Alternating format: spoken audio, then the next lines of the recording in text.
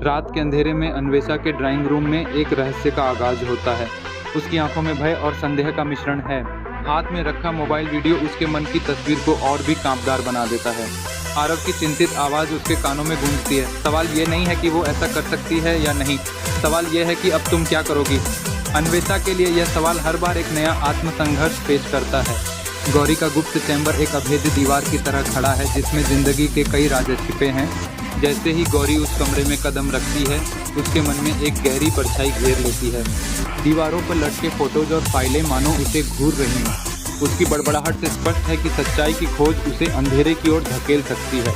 अगर वो सच तक पहुंची तो मेरा सब कुछ खत्म हो जाएगा, ये विचार उसके दिल में भयानक खौफ पैदा करता है। अन्वेषा की स्मृतियों की यात्रा उसे खो जाने की अनुभूति कराती है। बचपन की सुहानी यादें, गौरी की ममता और अचानक से एक खौफनाक सच का प्रकट होना।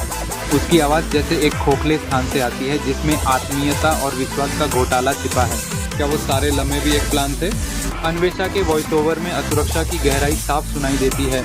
आरव की खोज भी गहरी होती जाती है। एक रहस्यमयी बूढ़े आदमी से मुलाकात उसे सच्चाई के एक और करीब ले जाती है। बूढ़े के शब्द जैसे एक रहस्य की चाबी हो जिसके लिए आरव तरस रहा था।